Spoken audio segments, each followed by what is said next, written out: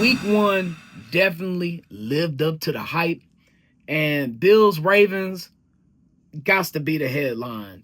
They were their normal spectacular selves. I was not expecting a game that good on Sunday Night Football. But you saw two MVP quarterbacks going back to back. Not sure where that goes with determining home field advantage, because it's a long season. We got a lot of games to play, including the Chiefs playing both of these teams. The Ravens coming up soon in about 3 weeks. But man, just seeing Lamar Jackson and Derrick Henry running all over the Bills, and Josh Allen just digging deep and coming back. Derrick Henry, you fumbling, fam? Those turnovers, man. One thing that got me thinking about week 1 was how much these missed extra points and 2-point conversions, they're really adding an extra dynamic of strategy. Like, you got to have a whole other set of strategies when you're dealing with, like, how the Chiefs were doing. The Chiefs missed 2-point conversion with Noah Gray. All of a sudden, okay, instead of being down 7, you're down 9. The Bills were kind of in that same fight. They kept missing 2-point conversions, and you're still down 15. And then Baltimore, they missed the extra point too. So that kind of thing keeps the Bills in the game instead of you getting possibly a 3-possession lead at some point. So it's like, man, that strategy has always been there, but to me, it's going to be way more prevalent this year. The 2-point conversion strategy and missing extra points and that type thing, man. It really adds another dynamic to football. Some prizes, man.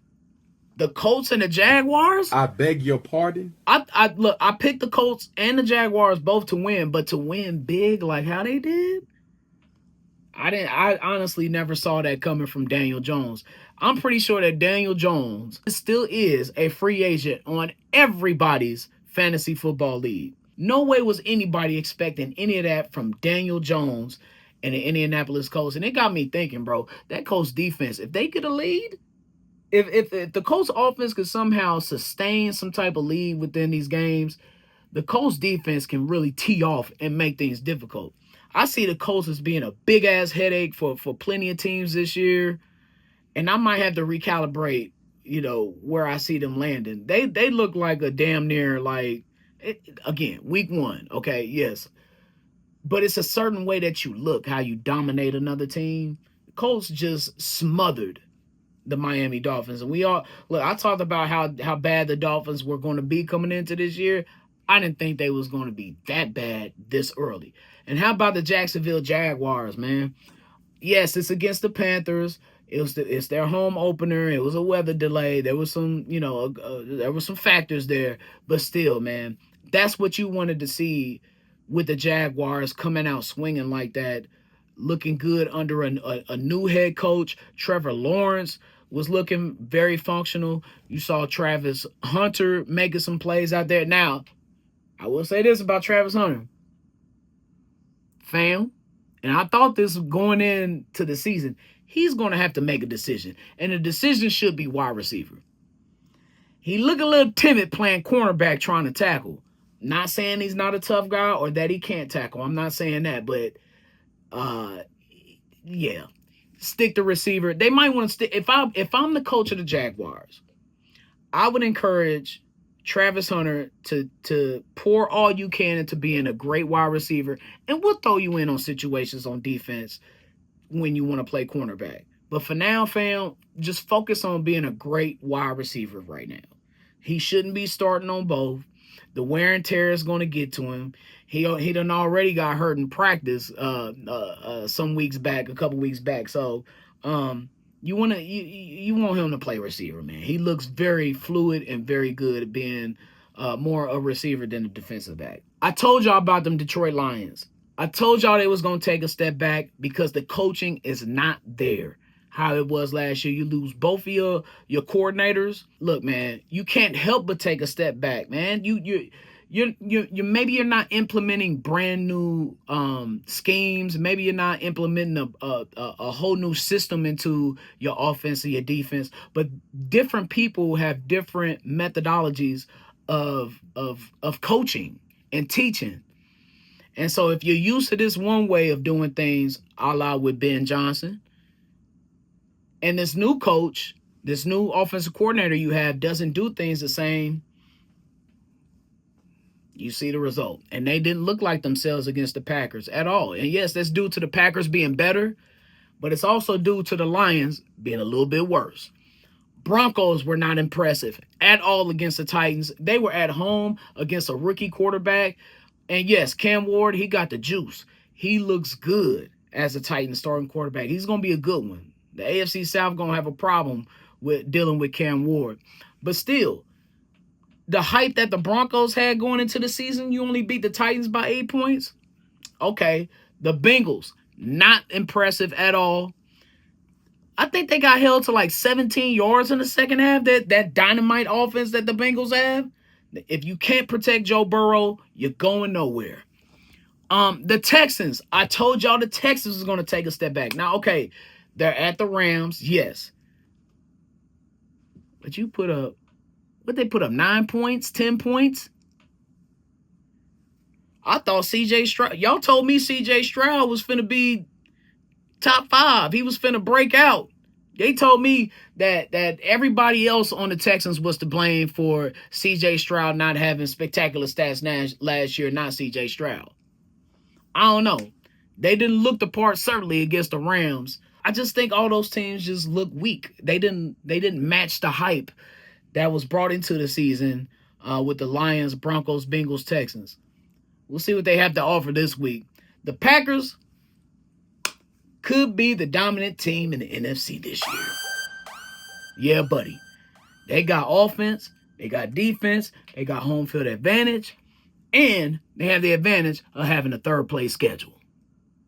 So I could see the Packers running roughshod over the NFC, like 14, 15 wins, something like that, getting ahead of everybody. They got a tough game coming up this week against the Commanders, so it's going to be a good test. But the Packers, they look like the it team in the NFC for sure. The Dolphins, just going back to them real quick, just what a disaster. And how did it fall apart all so quickly? Tua, I think, is at the top of the list to blame, as Tyreek Hill called him the most accurate quarterback he's ever played with. Which it's a lie. I don't think Tua is that accurate, especially downfield. He's accurate throwing behind the line of scrimmage and throwing little short routes and throwing mesh routes and screens and that sort. Okay, cool. What quarterback isn't accurate with those type of passes? So, look, man, Mike McDaniel, he could be the first coach getting fired this year. And I just see that the Eagles got Bigsby, the running back from the Jaguars. Brett Veach, you just going to get nasty, dog. Pause. That was crazy. Go out and get Tyreek Hill. Offer the Dolphins whatever. Not a first round. We're not giving them no first round for Tyreek. Second round, okay, cool. Go get Tyreek Hill, dog. Right now. Bring him back to Kansas City. He can't have number 10 because that's Pacheco's number now. Give him the first Chief to ever wear number 0. Or give him his original number, 81. Remigio, go get you another number. Tyreek, you get your original number 81 back that you wore for for training camp when you was with the Chiefs until you switched to 10. But Veach, go do something, dog. We need some help. The Eagles, you see the Eagles, the Monstars, they keep getting people. They keep grabbing people. The Dolphins are about to be selling Tyreek for pennies on the dollar. They don't want him in that locker room. They don't want him in that city no more. They are tired of him. We can bring him back to some structure. We can bring him back to some winning. And him and Patrick can reconnect again on more deep passes. All right, pull your debit cards out, fam. Because it's time to make us a little money with SHYNIN'S BET. Hey, Ray, I know your club got gambling. Not too bad for week 1. If you tapped into SHYNIN'S BETs and you took my advice, well, you didn't win, as I told you to take the Chiefs 3.5 over the Chargers. Lord, I'm sorry, man. You was gonna take the Chiefs anyway. What am I apologizing for? I told you to take the Eagles 7.5 versus the Cowboys. The Eagles is out there playing with their food, playing around with the Cowboys. Although the Cowboys did look a little better than what I thought they would. But, however, I did get you some money. If you picked the Rams, I told you to take them -3.5 over the Texans. They barely escaped with that. I told you to take the Jets, as they were 2.5-point dogs to the Steelers. Woo! We barely escaped with that one as the Steelers beat the Jets by 2.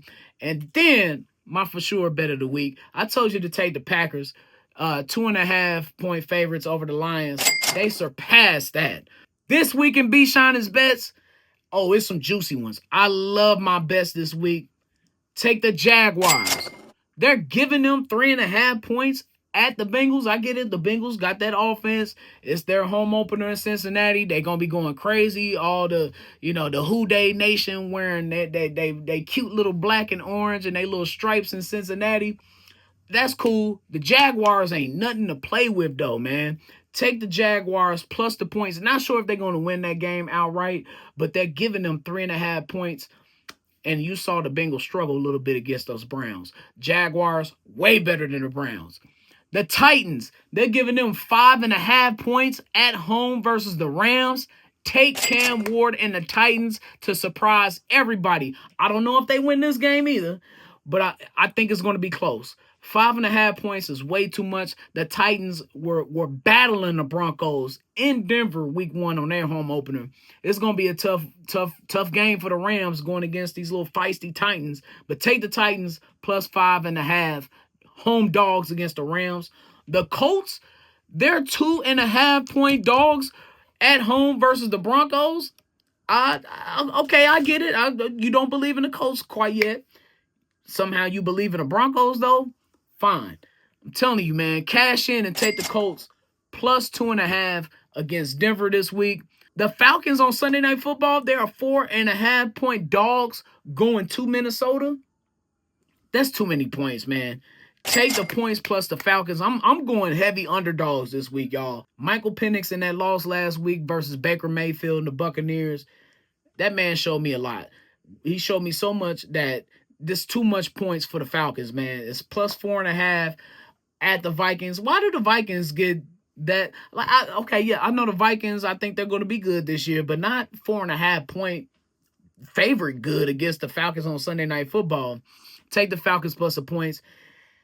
And then, next Monday Night Football, take the Raiders.